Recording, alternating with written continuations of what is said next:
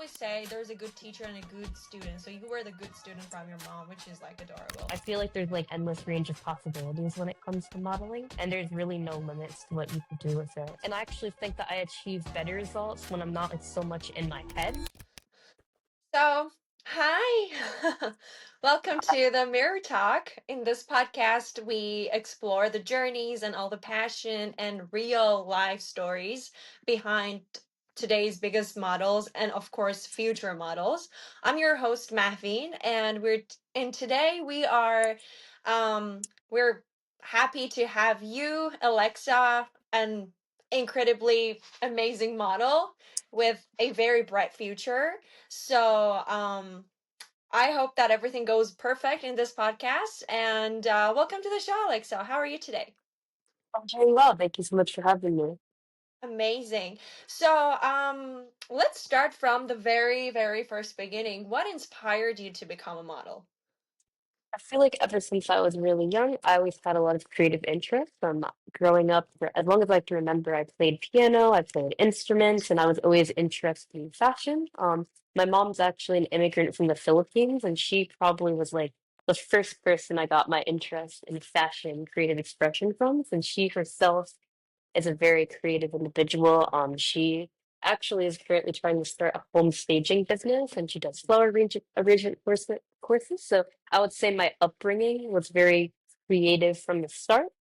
And I feel like as I started to immerse myself in the creative communities, especially within New York City, Long Island, Albany, a lot of different people influenced me. But I would say when I was like probably in middle school and high school, like it was something that always piqued my interest, but I didn't necessarily maybe have the courage or confidence or even connections or feel like I had the Of course. means to get into it.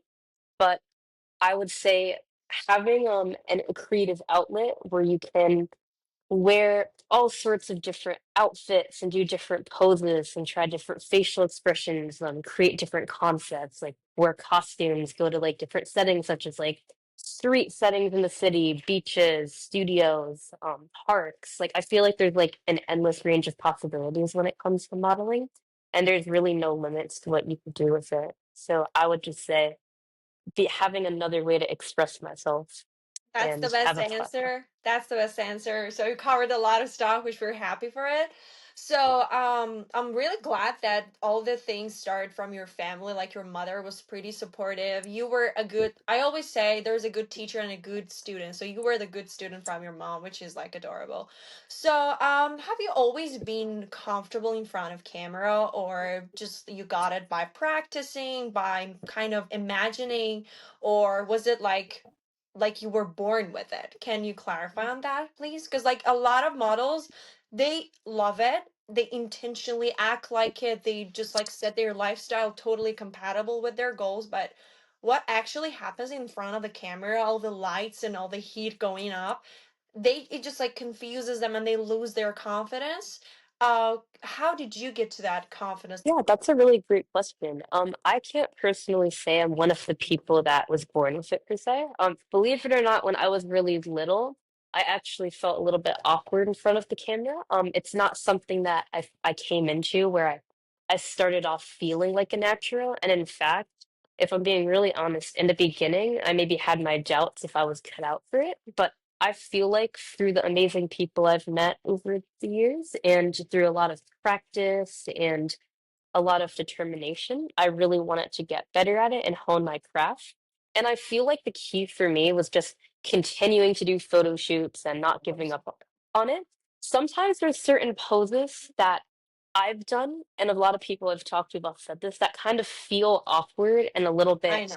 like out of like our comfort zones, but they end up looking really amazing. And sometimes it's those poses where we almost feel like we're really open or we're doing things that are kind of like unconventional. Because a lot of things in modeling are about making shapes and I guess trying out different facial expressions and placements and kind of like how you angle yourself, like angle your body and like hand placement, arm placement, leg placement. So a lot of it was a huge like learn as I go experience. That's maybe how I would describe it. I think it's an interesting journey for me because I went from feeling awkward and uncomfortable and kind of shy as a kid in front of cameras to always wanting to be in front of the camera because I feel like there's a lot of creative freedom when it comes to doing photo shoots, and I can tell stories through my poses and the Of course. settings. And I often do, like most of the time, actually, I do my own makeup, and I Oh, feel like that is it's very. creative. That is creative. You just got like I know a quick question just popped up in my head. Have you ever been to that situation which you were not basically quote unquote on the mood of shooting, but you were like, I'm dedicated, I want this discipline and I really want to do it. And you did it and the results turn out amazing. Because I've heard it from a lot of models all around the world. They're like especially girls that they go through some phases some time to time and they're like, you know what, I'm not on the mood, we're not doing it today. But after a while they see that it's just about discipline, right? Yeah, I absolutely agree with that. It's a large part of it is discipline. In fact, a recent shoot I did, and I ended up being there for about 11 hours, and it was Wow. kind of an open collective where there were many different photographers and models, and it was a really amazing networking experience. And actually, segueing back, I made a great connection. Because as of now, I don't really have much makeup on, but a lot of people liked the way I did my makeup, and I've been doing it like that for over a decade, and Amazing. I can't say I consider myself a makeup artist as of today. They actually added me to their makeup team, so that might Makeup be like artist to be a then. great, yeah. And so it's, I feel like I just always liked things that involve creativity. So it kind of feels like a good direction for me. So you really never know who you're going to meet, but that also relates to what you asked because I was there for many hours and I technically was going to leave at probably at some point because I signed up for like a mixer in the city. It was Mhm. like a photo shoot opportunity at the studio that had a rain room, a room of mirrors, and a white wall. And I honestly got there pretty late because, and it wasn't really like a set time thing. There was just like a range of times you could show up, but I just ended up continuing to work with photographers and different designers were there. And even though I didn't expect to stay that long, and to be fair, shooting for that many hours can get a little bit draining because I also didn't mention that I was actually there since 5 a.m. because they wanted to capture the sunrise. Oh And wow. ironically, even though a lot of us got there super early, we didn't even get to take pictures of the sunrise because the weather was a little bit cloudy. It was kind of Course, overcast. of course, So that's what I was supposed to mention because like you always have to be like finger crossed the weather will be okay, it's not going to be windy, everything will turn out good, but you see suddenly it's raining. And I've been there, I felt that. So this is one of the challenges which raises the next question. I know we've got a lot to say and I hope that we can a couple of episodes, but I really want to highlight on the most important questions in this first episode. So you were talking about like 11 hours of shooting. Like that's a lot of time. I want to know what does a perfect shooting is like for you? Do you really care about the results first, or you're like, no, you know what, we don't care about the results. I put my best. I just like do my best through the process and then let's see the results. So I want to know what is the best, like what's the perfect shooting session for you? How is that? How does that feel like? How does that, what does it have? I admit with my personality, growing up, I was a bit of a perfectionist. So sometimes Oh I wow. do get a little bit caught up in the result. But something that I realized, especially as with like my recent time modeling, is that I kind of fell in love with the creative process and the collaborative journey. And I feel like these days I focus less about the result because I realized when I take so many pictures, especially with different photographers who have different styles, different skill sets, there's always going to be pictures in there that I like. And I actually think that I achieve better results when I'm not like, so much in my head. I would say that the perfect shoot for me is a setting that feels very welcoming, first of all, and very collaborative by nature.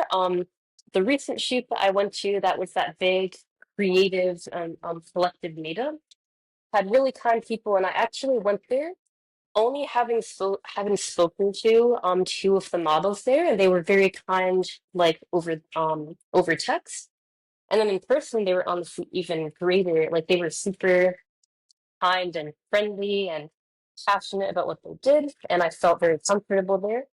And I also felt like was able to spark some interesting friendships by going to that event. So I feel like sometimes it could be really nerve-wracking to go to these settings when you don't really know that many of the people and you're not like the most familiar. But Exactly. sometimes it's one of the best risks you can It take. gets us to a very interesting question as well that um everyone thinks of modeling as something very fun, very chic, like you go and pose for like a couple of hours and that's done, but in reality it's not like that.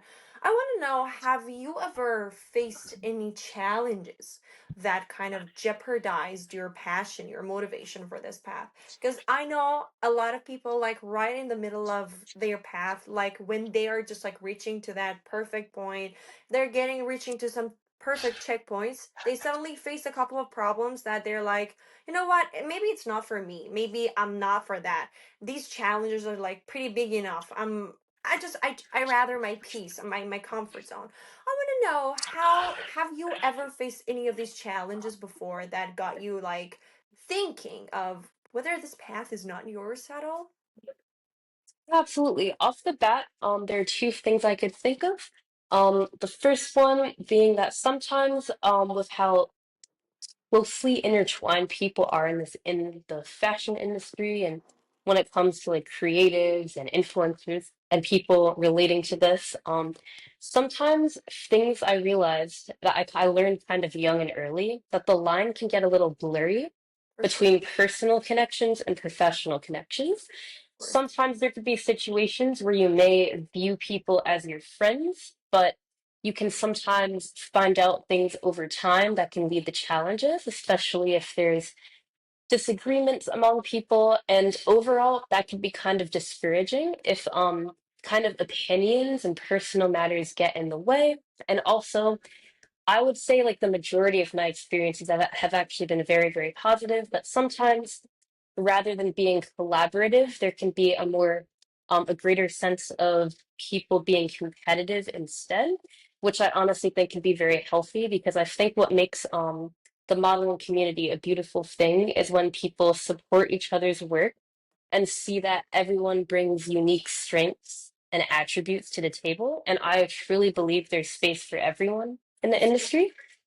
And it can be discouraging in select circumstances where people aren't as much like that. Because I did mention before, for me, like an ideal shooting environment is one that's very welcoming and Of course. friendly and comfortable. And there have been like I was in a New York Fashion Week show one time, Yeah, and that I'll was be one of my honest, I questions I wanted to ask you next, so you better open up. yeah. Yeah, for sure. I guess I'll just briefly mention, I felt a little bit embarrassed because I somehow missed my cue and Oh my god. someone, yeah, and that was like really unfortunate because my friend actually came out to see me and I was pretty disappointed in myself. And basically, this person just told me, like, I won't quote exactly what he said, I guess to keep it lean, but he essentially said not to mess around or Oh like wow.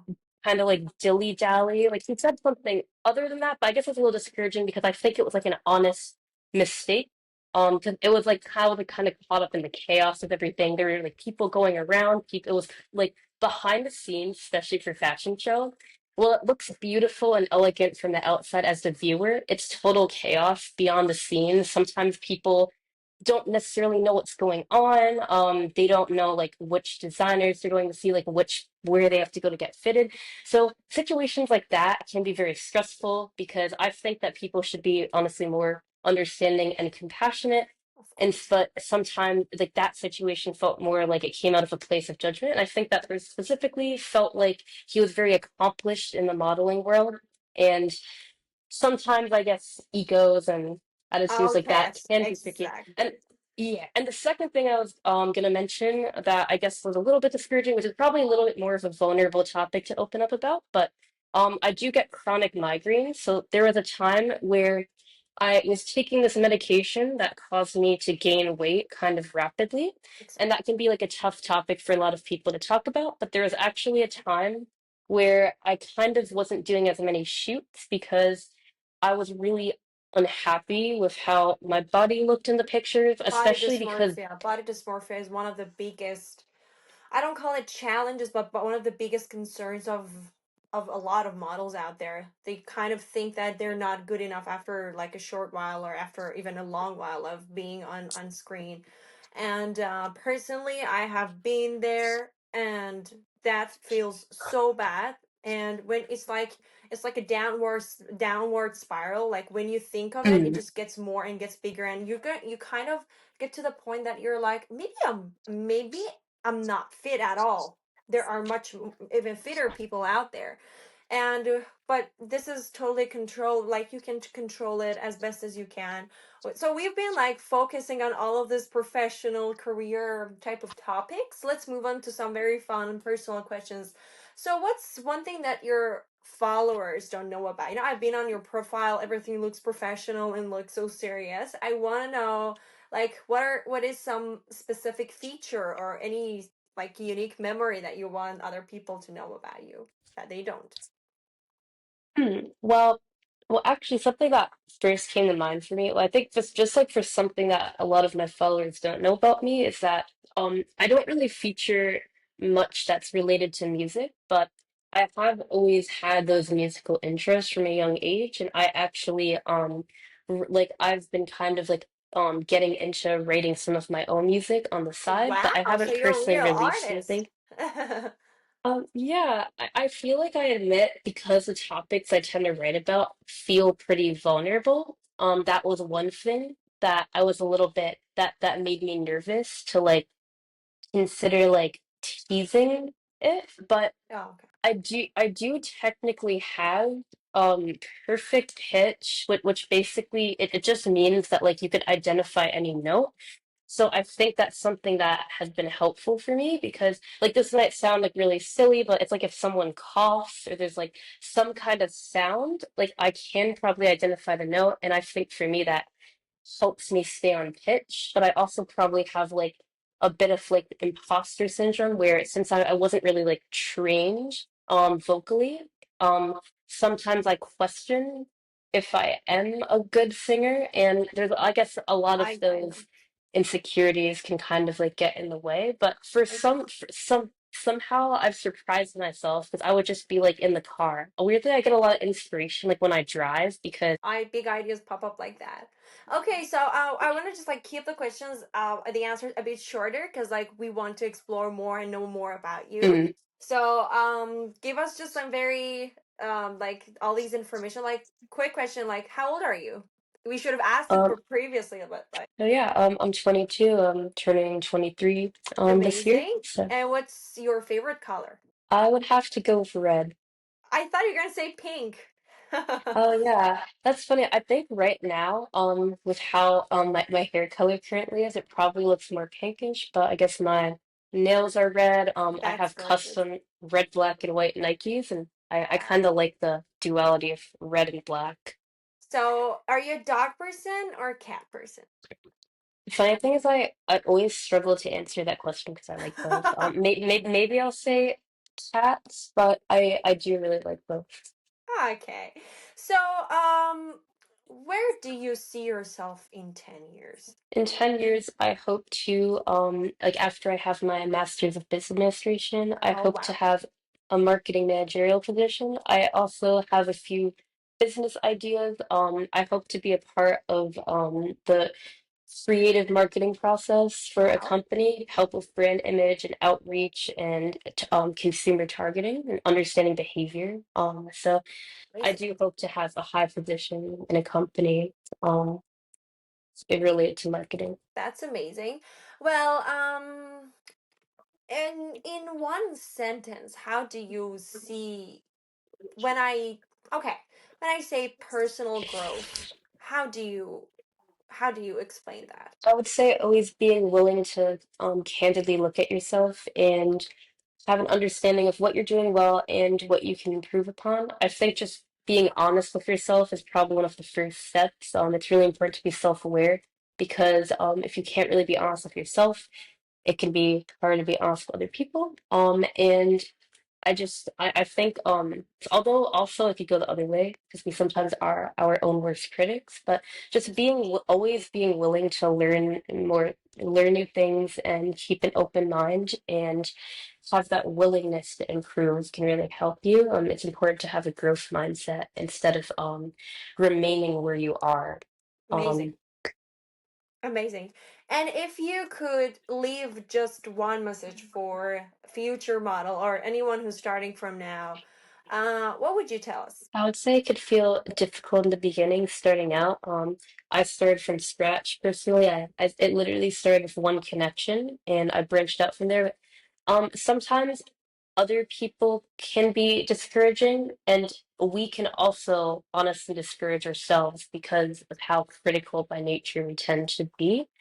I would say it's really worth continuing on with it if it's something you're truly passionate about, because you can think, what if it doesn't work out? But if you flip it, you can also say, how would you know unless you tried and went through it?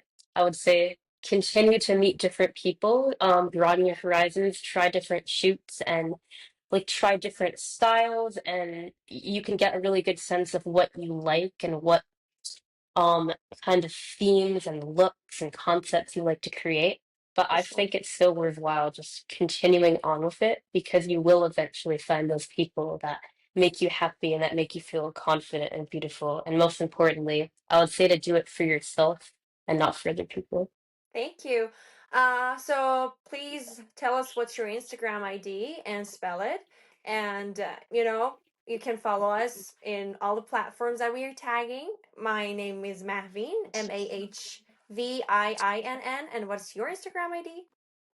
My Instagram is it.is.alexa, so it sounds like it is Alexa. Perfect. Thank you so much. See Yeah, you of in course. next Thank you for episode and having take me. care. See you next episode. Take care. Bye.